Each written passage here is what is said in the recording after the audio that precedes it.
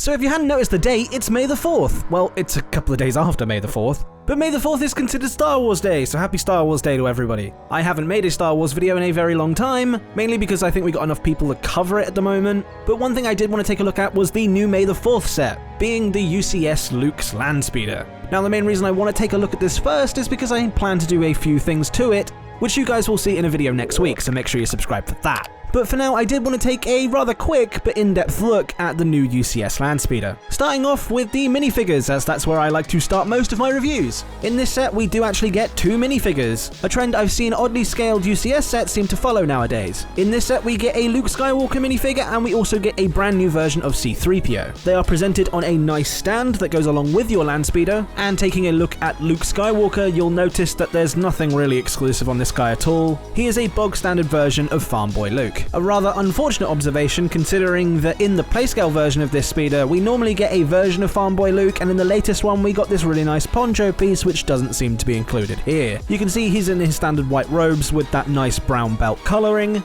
and as for how I would have personally made this figure exclusive, I probably would have tried to give him some sort of wrinkles on the arms, or maybe even the lightsaber print on the side of the leg. But understandably, I could see why they also wouldn't do that, considering you do get a lightsaber piece in this set. Even giving this character dual molded white and dark tan legs would have been a massive improvement on this figure and would have given some form of exclusivity to this Luke figure in the set. But flipping that negative completely on its head, we also get a C-3PO figure that's been completely revamped. And arguably my favourite C-3PO we've ever had, and that's actually including the gold chrome one. Quick side tangent, one thing I've always asked for from LEGO Star Wars is that they really give some love back to the droids that we've had since 1990, and better late than never, 2022 seems to be the year they're giving some love back to these droids. The little Star Wars dioramas seem to be giving some love back to R2-D2, giving him finally some back printing, and if I'm honest, would have loved to pick up those sets on day one, but I really wanted to prioritize this to get out to you guys first. So although I have a few ideas centered around the Star Wars theme, especially because it's May, and we're getting quite a few new things like Obi-Wan Kenobi, and these dioramas, let me know if you'd want to see more Star Wars content around here. Put back to the set, if I'm honest, it's nice to see C-3PO getting some more love and attention, especially having that side leg printing and the arm printing back from that 2015 figure. Not only this, he seems to have an updated torso print giving us more mechanical detail in his center section, and also some updated pieces to his chest giving us metallic gold sections to make him look slightly more shiny. And it's also nice to see that they've given him some foot printing that also wraps around to the side leg. It seems with every generation of C-3PO we tend to get better and better, and although I've built up a fair collection of my C-3POs now, I would say that this is definitely the best one that we've had from LEGO. Going back to what I said earlier, the chrome one is nice, but unfortunately the print is just too dated at this point for me to call it the best figure that we've had from LEGO. However, if there was one improvement I could say that we could still see out of a C-3PO figure, which knowing the progress of LEGO we'll probably see in about 10 years, I would love to see them move away from the pearl gold, as I just don't think that looks very good anymore. And if I'm honest, I think LEGO have made a new better gold, being the new drum lacquer colours. I would love to see them move into minifigures also having this treatment, so we could get a drum lacquer C-3PO. And considering I see them starting to do that with little indications on the chest, I would like to think that's probably in the plans and they're just trying to work out the logistics. And maybe if LEGO wanted to do this as an exclusive figure they could, like a polybag situation, or even a exclusive figure similarly to how they did with their chrome gold C-3POs, I could see this being a good way of stepping up even this figure. But like I say, I'm extremely happy with this one, and this one will be going in my Star Wars display and replacing that 2015 one as the best C-3PO that we currently have on the market. But now to the reason we all came here, what do I think of the Landspeeder? Now I must say that when I was building this, I didn't realise how big it was actually going to be. The pictures don't really do it some justice in my opinion, and just to give you guys a bit of a sense of scale, here is my DeLorean on top of the Landspeeder. Don't question why my DeLorean is destroyed, you'll find out in a week or two. So yeah, Landspeeder big. The detail on it is also really good. But before I talk about that, I want to talk a little bit about the build process, because there are a multitude of creative techniques to really get this shape correct, and I really want to commend the LEGO designers for coming up with some really creative techniques in the last couple of years. The use of these ball joints to get the front end on, and the fact that we're using these flex tubes to build up that rib shape on the side of the Landspeeder was a very good technique. And although you can't particularly see the inside from this angle, you can see here that locking those flex tubes in with a ladder piece was just so unheard of. I thought this was a brand new piece when I saw the pictures, and it just turns out it's just a creative use of a ladder. The snot techniques on the inside to build up a nice tiled off in interior is also very nice, but what I will say is when you open bag 1 to begin this model, you will be presented with a lot of slope pieces up the side. But thankfully this was only in one step and I didn't really encounter it again till the end, so although there's 3 engines and a lot of slopes on this, I didn't really find the build that repetitive. Now to get into some of the detail aspects of this model, the interior is unfortunately fairly bare bones, but that is accurate to the actual Landspeeder, with the use of an accurate steering wheel piece and a ball joint piece to create the gear lever, if it is even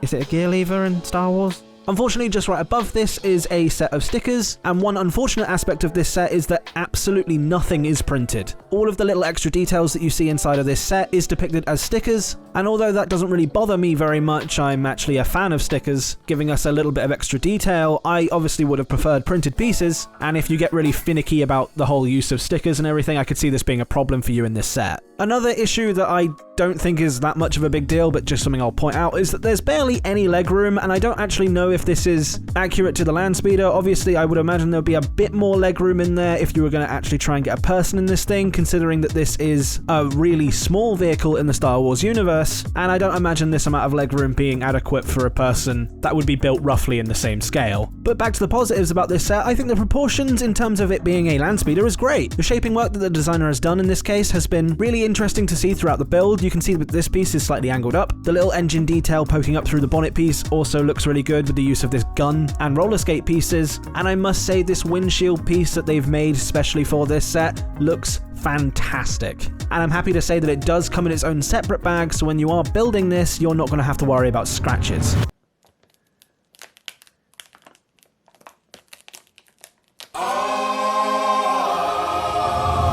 Another thing that LEGO has learnt from, considering the Ghostbusters car didn't have this, and the DeLorean and this model has had both of their windshields come in separate bags. As for the stand it sits on, I do like it, but there's not really much you can really get out of a stand. The information on the plaque is interesting and informative, but let's be honest, nobody really cares about the plaque. I do like the aspect that I can put the minifigures on the stand similar to other stands that have come in the past, and not being a separate stand like the quote-unquote UCS R2-D2, and to put the Landspeeder on the stand, you just have to line up these 2 bricks with the holes in the bottom. It seems to fit on there fairly nicely, and I don't see it falling off. But if I'm honest, I'm ignoring the biggest elephant in the room. LEGO have obviously made another Landspeeder. Now, I know it's a relatively big meme that the Landspeeder constantly gets remade every year, but if you ask me, this one is completely justified. It's a completely different avenue of set, and if I'm honest, I feel like this could be the last variation we see of the Landspeeder for a fair while. Considering I know the community is asking for a lot of prequel sets, and it actually seems like LEGO are somewhat listening.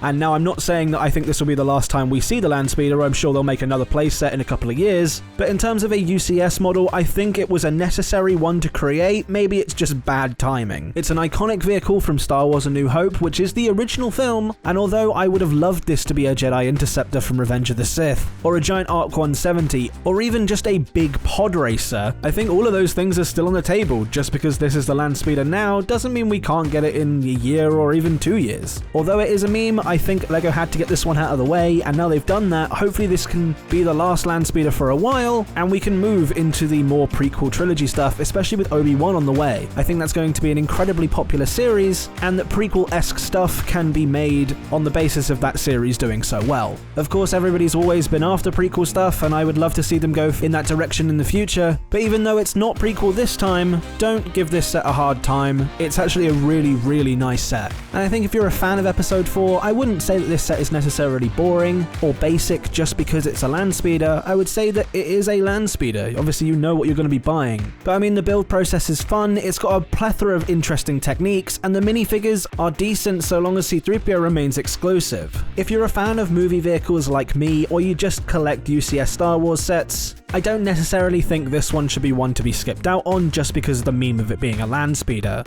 Obviously, I'll let you make your own decisions, but let me know in the comments, are you going to pick this one up? Has this video helped make that decision?